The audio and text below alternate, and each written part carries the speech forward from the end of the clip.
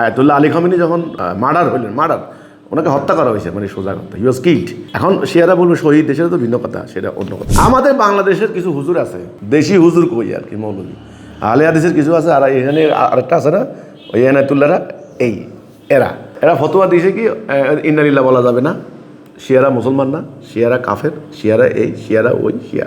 এই লানত, এই গজবে জাতি শেষ হয়েছে। আপনি দেখেন গত নির্বাচনে পুরো জাতির কাছে একটা মেসেজ দিল যে ধর্মীয় দলগুলো একত্রিত হবে, এক বাক্স নীতি। চরমনায় কইছে না এক বাক্স নীতি, কয়দিন পরে কি হলো, ঠেলাঠেলি কইরা চরমনায় আলাদা হয়ে গেল, জামাত আলাদা হয়ে গেল। হইয়া এবার চরমনায় জামাতের বিরুদ্ধে, জামাত ইসলাম না, আউট। এবার কি করলো, ওই হাটহাজারির কওমি আলেমরা, এরা একেবারে ডাইরেক্ট ফতোয়া দিল জামাত কাফের, জামাতে ভোট দিলে ইমান থাকবে না। এবার জামাতের যারা নেতা কর্মী তারা তো রাজনৈতিক কথা খুব সরাসরি ফতোয়া না দিলে কি হয়েছে, সোশ্যাল মিডিয়া তাদের যে বাহিনী আছে তাদের মন্তব্য দেন, গালাগালি, ভয়ঙ্কর ব্যাপার সেবার। আপনি পাকিস্তানে যান, বিভিন্ন মসজিদে মাঝে মধ্যে খুন হয়, লক্ষ লক্ষ মানুষ এ পর্যন্ত মারা গেছে। আফগানিস্তানে কি হলো দেখেন, আচ্ছা ইরান তো বাদ দিলেন, ইরান হলো শিয়া, আচ্ছা তাহলে পাকিস্তানটা কি? পাকিস্তানে যে হামলাটা করে যে আফগানিস্তানের যে মানুষগুলার মারলো, 150-200 মানুষ মারছে একদিনে পাকিস্তান, তাহলে পাকিস্তান কি?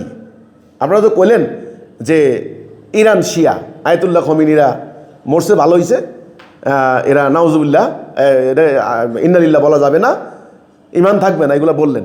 তো পাকিস্তান তো আর শিয়া না, আপনাদের কথা মোতাবেক পাকিস্তান সেনাবাহিনী এখন যিনি আছেন ওনার সুদ্দা, তারা যে এই যে আফগানিস্তানে হামলা চালাইলো তালেবান তো একেবারে আপনাদের কথা মোতাবেক পাক্কা মুসলমান, শরিয়াত আইন চালু করে দিয়েছেন, দাড়ি আছে, পাগড়ি আছে, জুব্বা আছে, সব।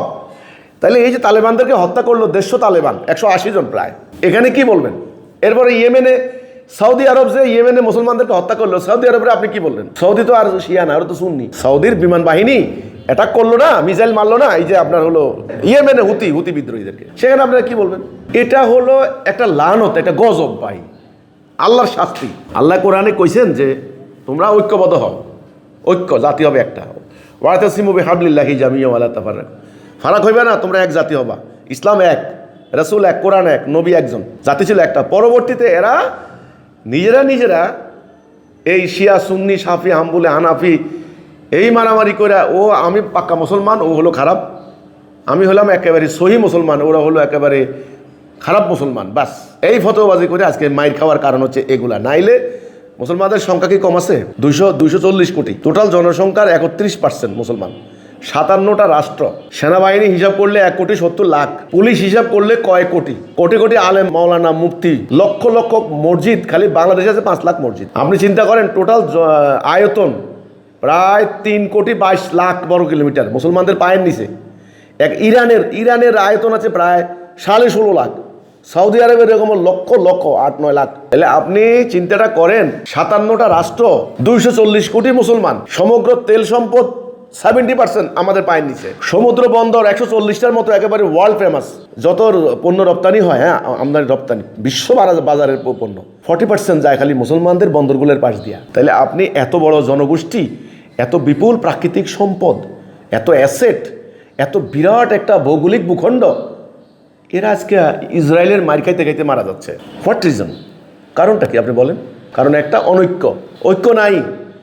এই যে মাসলা মাসাইল নিয়া, আকিদা নিয়া নিজেরা দাঁড়িয়ে আছে না, নাই, হাত কি এখানে বাঁধে না এখানে বাঁধে, রাফুল ইয়াদাইন হবে কি হবে না, ও কি আলীরে নবী মানে নাকি মোহাম্মদ সাল্লাল্লাহু আলাইহি ওয়াসাল্লাম নবী মানে, ও হচ্ছে এই লানত মানে ব্যাপারগুলা নিয়া। অথচ কিন্তু ইসলামের সূত্র একটা, লা ইলাহা ইল্লাল্লাহ, বিশ্ব ভ্রাতৃত্বের সূত্র একটা, লা ইলাহা ইল্লাল্লাহ, জান্নাতে যাওয়ার সূত্র একটা, লা ইলাহা ইল্লাল্লাহ।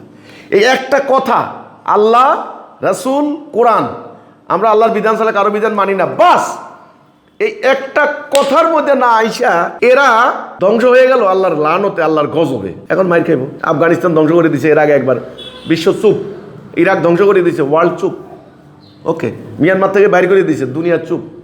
আমাদেরকে দেখবেন একদিন বাঙালি মুসলমানদেরকে পিটে বাইর করে দিলে বিশ্বের কিছু বলার নাই, চুপচাপ থাকবো, ওই হজ করবো, ওই নামাজ পড়বো, আল্লাহ লানত। বাংলাদেশে যে সমস্ত আলেমরা, যে সমস্ত হুজুররা বলে যে ওই ইরানের শিয়া, এদেরকে মরলে ইন্নালিল্লাহ বলা যাবে না, এরা জালেম, এরা জাতিকে আজ পর্যন্ত কোনো ডাইরেকশন দিতে পারে নাই, এরা পারবে না। এদের এই ফতোয়াবাজি, এদের এই মিথ্যাচার বন্ধ করে যারা আল্লাহরে ভালোবাসে, রসুলকে ভালোবাসে, আল্লাহ এক সত্য বিশ্বাস করে, আমি মনে করি তাদেরকে তাড়াতাড়ি এক কলেমার পতাকা তলে ঐক্যবদ্ধ হয়ে যেতে হবে।